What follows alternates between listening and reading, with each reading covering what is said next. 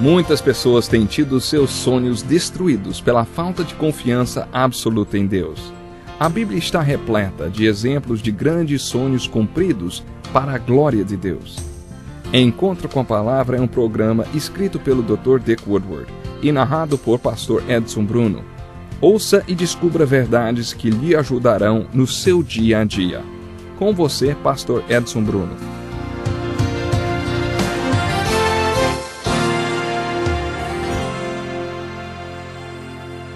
Como é bom estarmos aqui para mais um empolgante programa Encontro com a Palavra. Estamos estudando o melhor e mais vendido livro do mundo, a Bíblia. Agora já estamos estudando os livros proféticos do Velho Testamento. Nos últimos programas enfocamos o livro de Jonas. Esse livro tem apenas 4 capítulos e nós intitulamos o primeiro capítulo de Jonas não irá a Deus e não irá por Deus. Mas o capítulo 2... Depois que Jonas orou dentro da barriga do peixe que Deus tinha preparado para o engolir e mudou de ideia, intitulamos como Jonas irá a Deus e Jonas irá por Deus. Ouça a oração de Jonas dentro da barriga do peixe. Em meu desespero clamei ao Senhor e ele me respondeu. Do ventre da morte gritei por socorro e ouviste o meu clamor. Jogaste-me nas profundezas, no coração dos mares. Correntezas formavam um turbilhão ao meu redor. Todas as tuas ondas e vagas passaram sobre mim. Eu disse, fui expulso da tua presença. Contudo, olharei de novo para o teu santo templo. As águas agitadas me envolveram, o abismo me cercou, as algas marinhas se enrolaram em minha cabeça. Afundei até chegar aos fundamentos dos montes, a terra embaixo, cujas trancas me aprisionaram para sempre. Mas tu trouxeste a minha vida de volta da sepultura, ó Senhor meu Deus. Quando a minha vida se apagava, eu me lembrei de ti, Senhor, e a minha oração subiu a ti, ao teu santo templo. Aqueles que acreditam em ídolos inúteis desprezam a misericórdia. Mas eu, com um cântico de gratidão, oferecerei sacrifício a ti. O que eu prometi, cumprirei totalmente. A salvação vem do Senhor.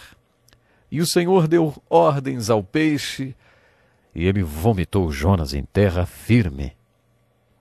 Vimos no primeiro capítulo desse livro um Deus amoroso, comissionando um de seus profetas para ir pregar a salvação aos seus inimigos. Deus comissionou Jonas para ir a Nínive, capital da Assíria, o império que sitiou e escravizou o reino do norte, e Jonas foi chamado para ir pregar o evangelho àquele povo. Jonas diz no capítulo 4 que ele sabia que Deus era um Deus de graça, que tinha amor e poder para reavivar Nínive. Ele sabia que se o povo de Nínive se arrependesse, Deus os livraria do julgamento. Mas os ninivitas eram seus inimigos e ele os odiava. Ele não queria que os ninivitas se arrependessem e não queria realizar uma cruzada evangelística naquela cidade. Jonas embarcou no navio para Tarsis, que além de ser na direção oposta a Nínive, também era a cidade mais distante que ele poderia ter escolhido. É incrível. Sempre tem um navio indo na direção contrária quando queremos nos rebelar contra a vontade de Deus. Só porque naquela hora havia um navio embarcando para Tarsis, não quer dizer que essa era a vontade de Deus para Jonas. Satanás tem muita satisfação em providenciar transporte para aquele que está fugindo de Deus. Nesse episódio do embarque de Jonas para Tarsis, vemos ilustrado o direito de livre escolha do homem e a vontade soberana de Deus. Deus nos fez com livre escolha e, por isso, não nos força a nada. No entanto, ele pode fazer uma pressãozinha sobre nós, uma pressãozinha do peso de um elefante, para que percebamos que o mais sábio a ser feito é aceitar o chamado de Deus para a nossa vida. Depois que Jonas embarcou no navio para Tarsis, é isso que está relatado no primeiro capítulo, Deus mandando uma tempestade. Quando a tempestade atinge seu pior ponto, Jonas é jogado no mar pela tripulação do navio, de acordo com suas próprias palavras. Jonas disse, peguem-me e joguem-me no mar, e ele se acalmará. Pois eu sei que é por minha causa que esta violenta tempestade caiu sobre vós. Assim a tripulação jogou Jonas ao mar, e Deus preparou um grande peixe para o engolir. O capítulo 2 relata o que aconteceu dentro desse grande peixe. Em nosso último programa passei uma tarefa para você. Enquanto estava dentro do peixe, Jonas citou textos das Escrituras.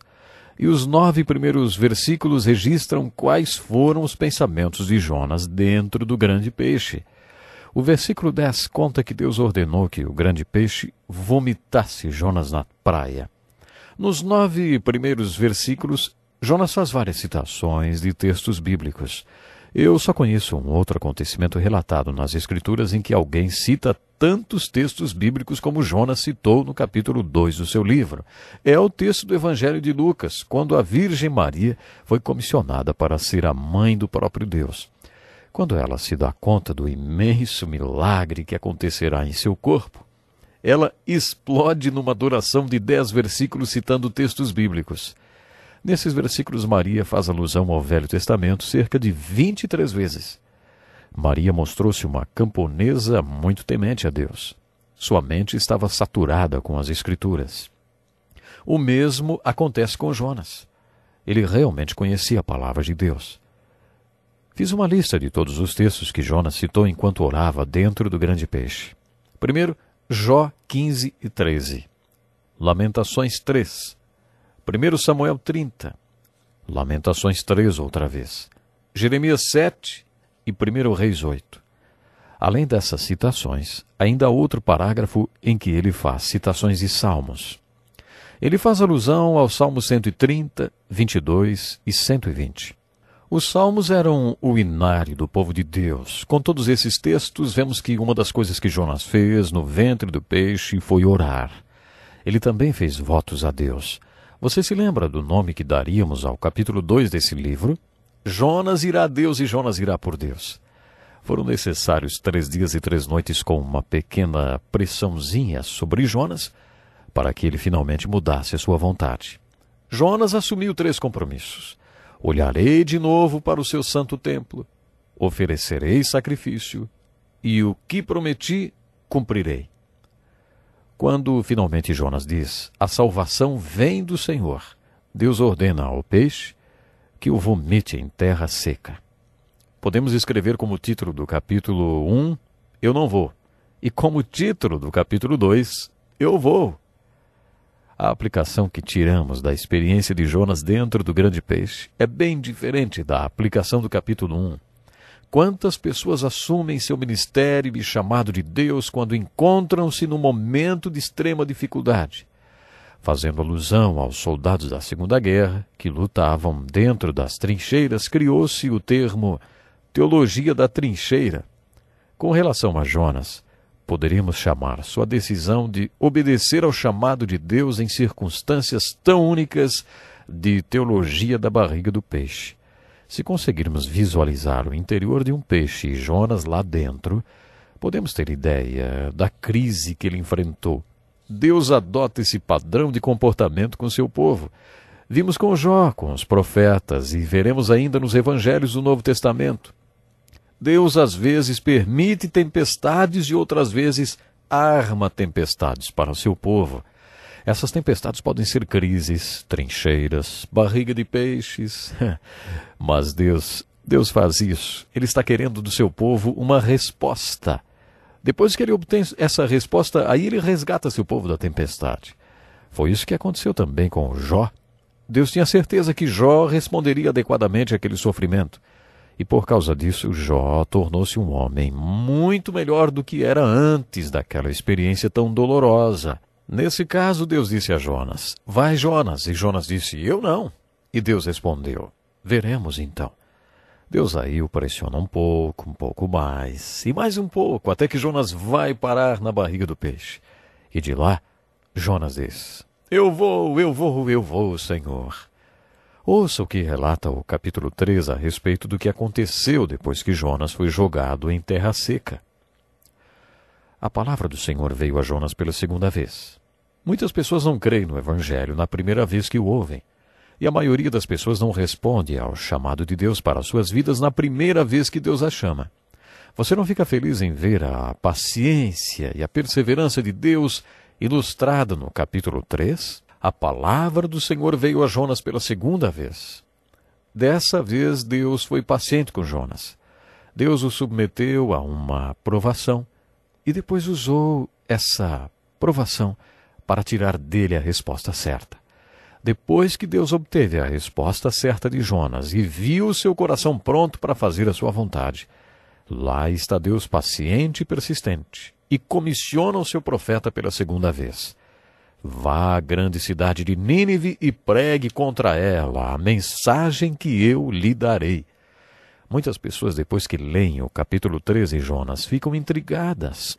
Como uma cidade pôde cair de joelhos ao ouvir a pregação de um profetazinho?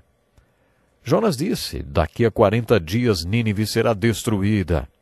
É claro que não foi só dessa palavra que constituiu a cruzada evangelística de Jonas em Nínive.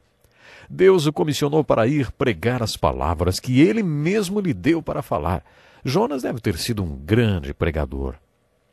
O resumo do capítulo 3 poderia ser: Jonas está indo para Nínive. Jonas está indo para Nínive. Jonas obedeceu a palavra de Deus e foi. Nínive era uma cidade muito grande. Eram necessários 3 dias para atravessá-la. Jonas entrou na cidade e a percorreu em um dia, proclamando: daqui a 40 dias Nínive será destruída. Foi proclamado um jejum e todos os habitantes, do maior ao menor, vestiram-se de pano de saco.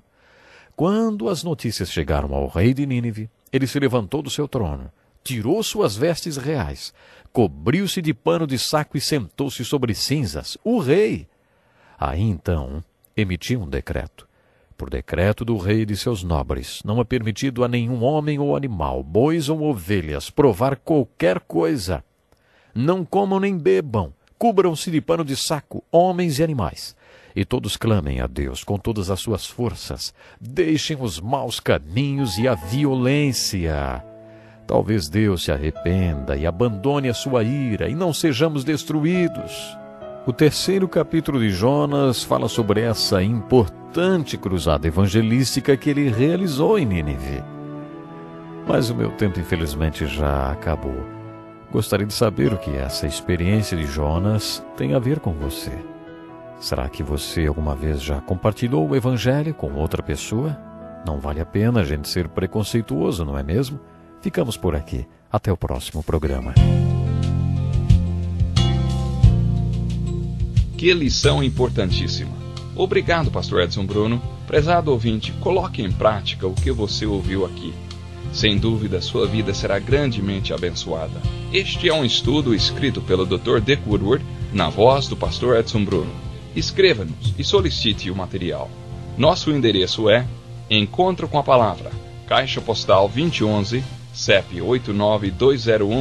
89201-970, Joinville, Santa Catarina. Até o nosso próximo Encontro com a Palavra.